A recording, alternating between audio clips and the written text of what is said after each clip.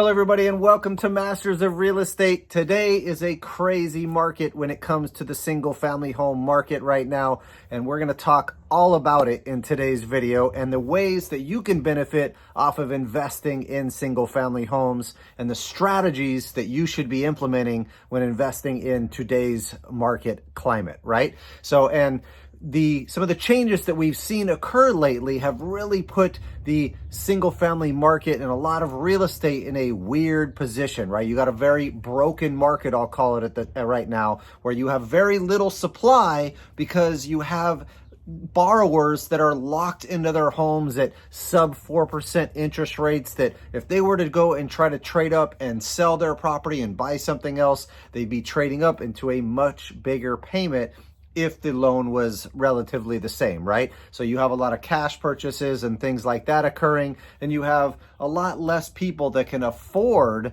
to buy a property as well because of the lack of affordability that happened where you had sky high prices were going through the roof at the same time as an increase in interest rate. And that increase in interest rate had an initial negative effect with like a shock factor that occurred in the numbers. But now we are seeing still increases in the market values of real estate in multiple markets around the country. Every single market is independent of each other. So you really want to look at the demographics and the markets that you're investing in before you invest in any particular market, and understand, is it a stable market that has consistent good cash flow, slow ups and downs of the market that you're going for the cash flow play? Or are you dealing with a more volatile market where you're dealing with trying to get built-in equity and inflation taking that price to that next level, which may be a little bit more risky in today's environment because we see some of the unknowns of the market. Is interest rates going to fall? When interest rates fall, are we going to have property values fall as well? Are more properties coming onto the market? Are we also going to see additional demand come on if we see interest rates fall as well? What happens when wages catch up with the rental amounts and rents start to rise, which we're already starting to see to a degree in multiple markets around the country? What happens when those wages rise and now the affordability isn't hurting so bad with that change in interest rate? So there's a lot of unknowns in the market right now. At the same time, when you have very low supply and low demand at the same time, you have a unique set of circumstances that enables you to take advantage of certain situations, right? When interest rates rise like this, there is a lot of people stuck in homes at sub 4% rates, whether that's on the rental side or on the homeowner side. And so being able to go after seller finance type strategies can be highly beneficial to your long-term wealth building effect. Even if you are getting today's rates on rental properties, when you're dealing with long-term debt service coverage ratio loans like 30-year fixed rate loans, you are still going to come out way far ahead if you do the math, right? Maybe in the short term, you're taking a hit on that initial cash flow, but as rents rise over a period of time, inflation destroys that debt. That debt becomes an asset. And so you are destroying that debt and building wealth at the same time. Even if real estate prices are going up by, say, 5-6% a year, while inflation is at 10, you're technically losing purchasing power. But if you have debt on that asset, it's decimating that debt at that same inflation rate, really compounding the wealth building effect exponentially.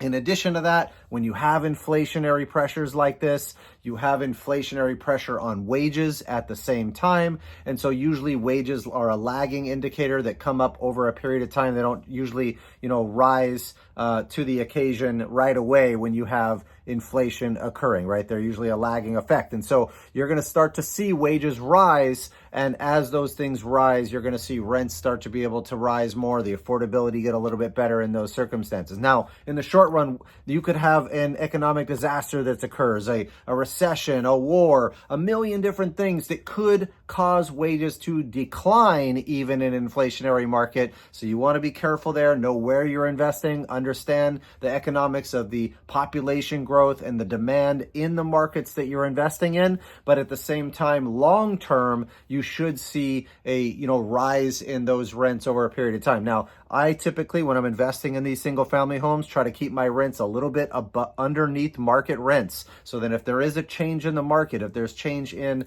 the cash flow of the rental income and what things will actually rent for, then I will still be okay. My tenants won't leave. They're not going to move somewhere else if their rent is already a little bit under market rent, right? And so that's one of the strategies I use to keep stable long-term cash flow in place. And so this brings me to some of the main benefits associated with investing in single-family homes. Of course, everyone understands the inflation aspect, and I just mentioned it with property values rising, rents rising over a period of time, as well as that inflation decimating the debt, right? You also have to account for expense rising as well.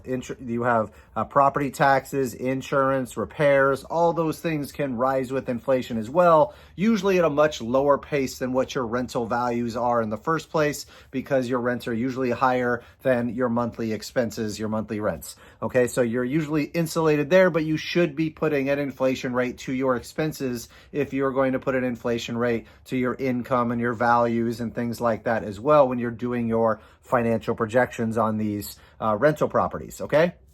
So we talked about the inflation aspect. There's also a massive tax benefit.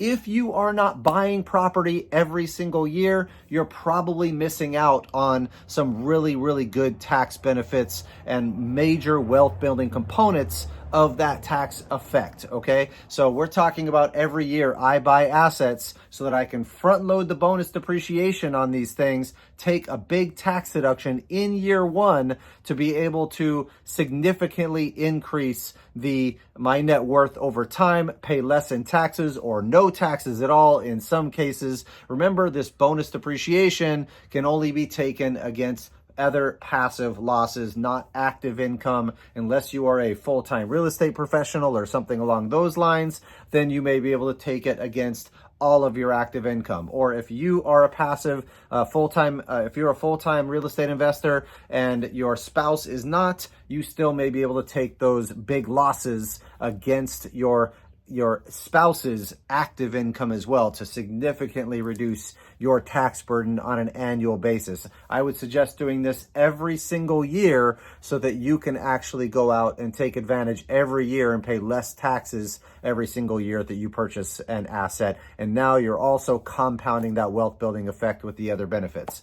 In addition, you can still get 30-year fixed rate financing like I'm mentioning, right? You can have the tenant pay that debt off, of course, as long as it's cash flow positive, and you got to do the math. That's rents minus a vacancy and bad debts allowance, minus management, property taxes, insurance, repairs allowance, CapEx allowance, as well as the mortgage, to make sure that you are still positive cash flow so that you can weather that storm no matter what happens in the short term, right? But you can get some principal reduction as well, where you're paying down the mortgages and having your tenant pay that mortgage down for you when you're talking about your long-term wealth building effect of this, right? So the principal reduction on the loan is another benefit, along with the inflation that you're dealing with, right? So there's some crazy benefits. You have inflation, tax benefits, cash flow, all kinds of different things that you can actually count on long-term in your overall portfolio.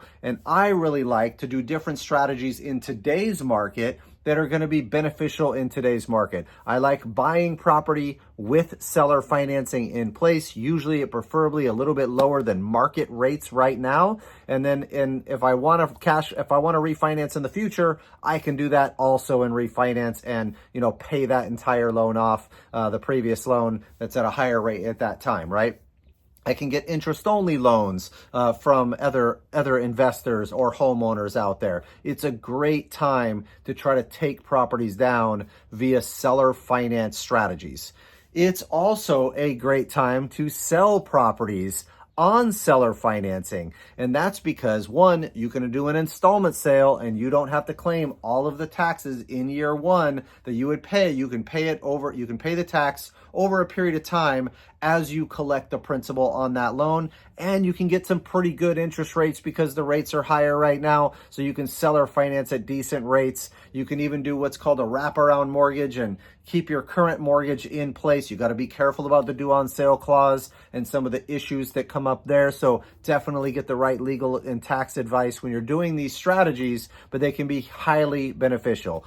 I still go for normal, traditional 25% down or less purchases on investment properties as well, where I can just hold long-term 30-year fixed rate debt. Even if it's at 7 to 7.5% right now, it's still going to be beat by that inflation. You know, inflation, in my opinion, is going to be 10 to 15% long-term. I don't think anyone really believes it was the 7% or less mark that they were getting touted, that the Fed was touting and things like that. And so, if you look at real inflation on food and energy and gas and everything else, it's through the roof. We're talking 30% range. They printed so much money and they really can't stop at this point. And so in my opinion, that's going to continue, and you want to be really careful with your, long-term, understanding of what's going to happen on the inflationary environment. So you got to build a cash flow stream that not only covers your monthly expenses for when you retire, but also covers the inflation aspect of that too. So you're keeping up with that inflation aspect and investing in more and more cash flow streams so that you can retire comfortably and know that you have extra money to keep investing, to keep up with that inflation, or invest in assets that build your wealth like this long term through an inflationary type environment. Okay. So I really love the seller finance strategy. I love the, strategy where you're buying, utilizing 30-year fixed rate debt as well. And I also invest in multiple projects where I'm doing renovations. I'm adding value. I'm getting built-in equity on these different projects to add value in these ways. I like investing in funds and pools of assets too, so that way I can hold those long term and don't have to do all the workload myself. It's a little tedious if you have to go out and get the loans yourself on single family homes. You have to go and manage the property managers yourself and do the asset management work, which can be a headache if you're communicating on a lot of properties. 1 to 5 of these things is not going to be a crazy amount of work, but if you start to get a pool of these assets together, you definitely want asset management in place. And that's why I'm a fan of fund structures when it comes to single family homes, because the fund manager and operator does that work for you. They get the financing for you. You're not on the hook for the financing in these different ways because the operator is the one that actually takes that liability on their shoulders for the deal in the first place. So I hope these strategies help you understand some of the benefits of investing in single family homes and some of the strategies that I'm implementing right now to buy and hold a lot of these single family homes, just like BlackRock and some of the big hedge funds are doing. They know something. They're positioning themselves to own America. So own your piece, in my eyes, before it's too late, and be able to own a piece of that American dream, create a cash flow stream that you can retire on. If you want to learn more about the strategies we implement and how we can help investors, you can go to MathewOwens.com, MathewOwens.com, and we'll help you in any way possible. Thanks so much, and I will talk with you soon. Do you want to learn how to create financial freedom in your life through real estate and take your investing business to the next level? If so, you can follow us in one of the following ways. First, you can take one of our free webinars on how to analyze property, how to raise capital for real estate, and how to market and find deals. 3 of the key pillars to becoming a successful real estate investor. Number 2, you can join us on our mailing list where you'll get tips and tricks on real estate investing directly to your inbox. And number 3, you can take our 6-month real estate course that teaches you every aspect of real estate investing you can think of, and more importantly, create financial freedom in your life through real estate investing strategies that I teach. If you want a master's in real estate in 6 months, this course is for you. We're going to go over how to raise money, promissory notes, syndications, fixing and flipping, buy and hold investing, tax and legal structures, self-directed retirement accounts, financial education, how to run a business, how to market and find your deals, and most importantly, how to create that financial freedom in your life so that you can stop trading your time for money and create passive real estate cash flow that you can live off of. If you're interested, go ahead and click on one of the links below, and I look forward to seeing you guys on the other side.